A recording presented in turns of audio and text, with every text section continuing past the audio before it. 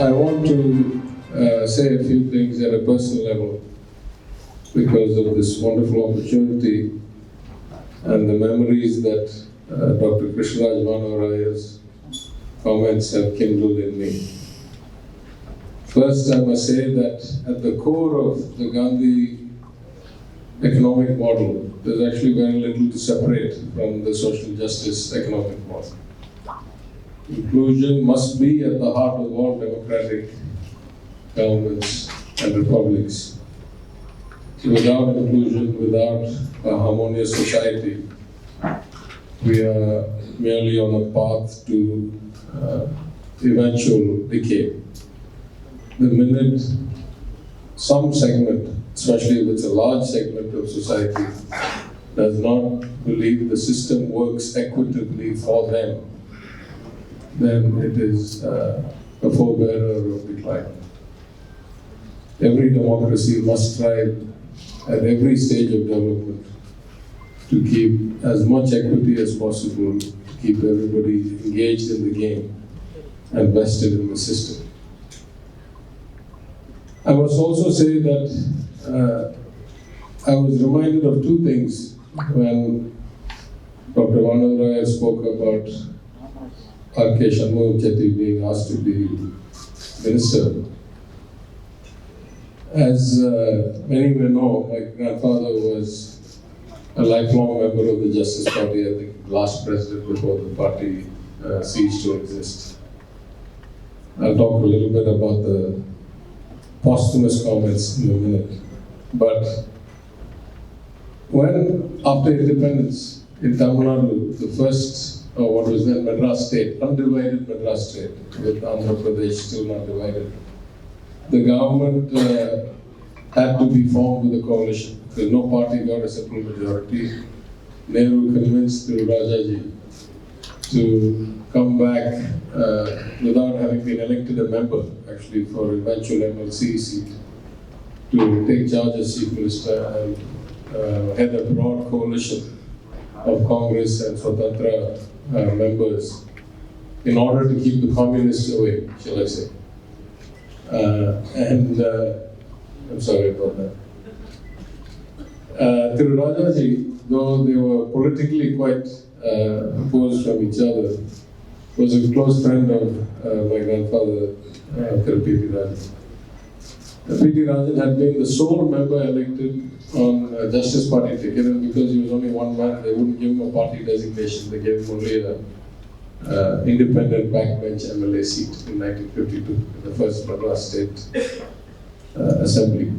The same way, by coincidence, I had an opportunity. I came to politics, I think, on the sixth opportunity that appeared. And for various reasons, I was not able to, in the earlier occasions, being the only child of my father, and who had been the political heir of his father before him. I think it was inevitable that someday I would come to politics. But I came on the sixth occasion at the age of 50. I also declined the opportunity to be minister in 1996 when my father passed because of family considerations. Our late leader, Kalingya, at that time offered me the chance to come and take my father's seat through the by-election.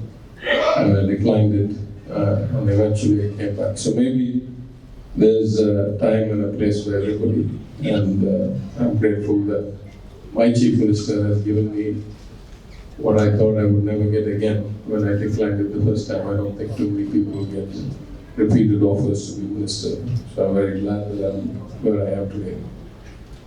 So with that, let me just encourage everybody who has a chance to go through this center. Those of you who are educationalists, to have your institutions use the facilities, the STEM labs. I was amazed at the quality of the robotics, of the automation in manufacturing, of the miniaturization of some of the highest end kind of manufacturing automations that I have seen in my time, and I've been relatively fortunate in a long career to have spent about a decade as a consultant to manufacturing companies as well. though it was many decades ago.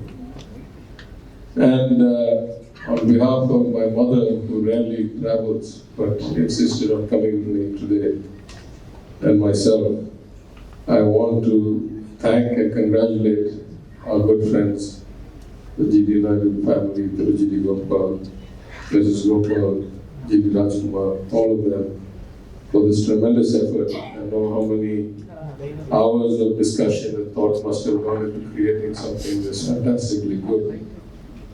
I also want to congratulate and thank the big team that must have worked with Mrs. Akila Shulmu's direction across many countries and acquisitions and indigenous development, which I'm very happy to hear that 50% of these have been machined and manufactured locally, which I think is indicative of Coimbatore's manufacturing and design prowess in the global stage.